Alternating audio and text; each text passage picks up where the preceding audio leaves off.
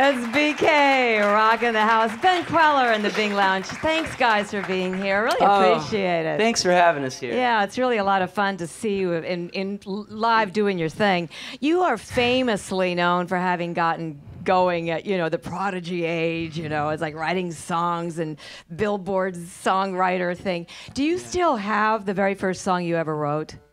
Well, we have a cassette that has...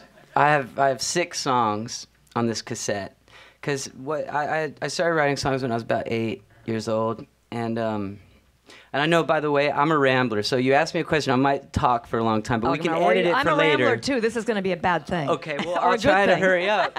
But basically, yeah, when I was a kid, my dad got Musician magazine, and I saw a Billboard songwriting contest. No professionals allowed, amateurs only. I'm like 8, and I'm like, cool, I'm an amateur. I can submit for this thing. And so we borrowed a 4-track recorder from my dentist, who was a musician, and he had the 4-track cassette recorder in my town. So we borrowed it. My dad set up 2 microphones at the piano, and I sang my songs, and it was like 5 or 6 songs. And so we do have that cassette still. Do you ever listen back to them and go, oh, wow, that's good? I haven't listened to that cassette in a long time because I want to digitize it, you know? Right. I have one. I think my grandmother has the other copy.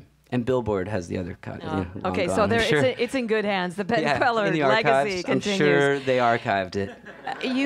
You've got your own kiddos, and I can't imagine that it should like a lot of fun in the Kweller household. It is, with somebody like you.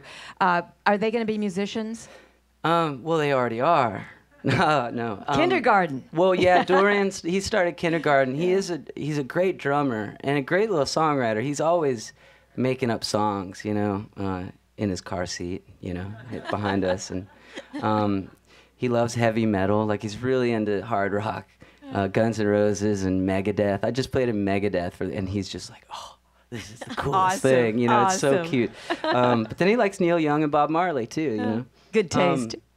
But yeah, so they are. Music will be around. Whether they go into music professionally, who knows? It would be kind of nice to have a little diversity in the family, But if they maybe choose you need music, dentist, like a dentist, like in the a house, dentist, maybe. yeah. And then, he's a musician, then he goes to dental school. Exactly. You've got a new album, Go Fly a Kite, and it's on your own label, Noise Company, which I know that you've been kind of working on or wanting to get going for a while. What's the advantage of having your own label? Just more power, or what? Well, yeah, I think I gotta say, I was signed to great labels before I started my own, and I always had creative control, so that's always been good. But to have, I've had a lot of ideas shot down, like creative sort of marketing ideas or whatever, and I think a lot of bands feel that way. You come up with you want to do really cool holographic packaging, and the label's like, no, of course not. That would be way too expensive. And maybe it would be expensive, but can you at least look into it? Can we get some pricing, So it's things like that when you have your own company, you can make these decisions on your own without red tape, I guess. So that's kind of the big difference is that we have a little office in South Austin. We have 3 employees doing the work of 15. Oh, that's but, so sweet. It's a small business, Cool. Just signed up for health insurance, got the group plan. Obamacare is actually really good for small businesses. And I've learned this, because we live in Texas, so I've been hearing a lot of people diss Obamacare down there. But actually, as a small business owner, I gotta say, it's pretty damn good. All the preventative stuff, and as a father, all the, for kids, it's all free, 100%. Everything's covered. Really cool. One of the cool things at your website, by the way, that I really loved is that in the merch page, the T-shirts are cool, but what I really like is the fact that you can get tape, reel-to-reel tape. Yeah, you get recording tape. Is it really better than digital? I mean... Well, I think so.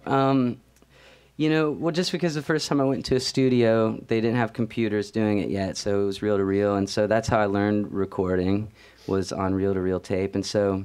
I'm used to that, and I think it definitely does sound better. It sounds a lot better, I think. Digital is getting really, really good. It's getting close to sounding great. But more than the sound, for me, it's more about the process of listening to the music and not looking at the music on a computer screen. Because I think a lot of people get hung up on, oh, well, the bass drum isn't linked up with the guitar there. I can see it, And with tape, you can't see anything. except the machine's spinning around really quickly. So you have to focus on your ears, listening to what's coming out of the speakers, and that's really important. And so there's pros and cons, though. I mean, there's stuff you can do with computers now that's amazing. Like you guys didn't know that. Yeah, and it's all part of that really messy sound of rock and roll that we love. Ben Kweller, it's great to have you here. Great to be Let's here. hear some more. All Ben right. Kweller in the Bing Lounge. Check me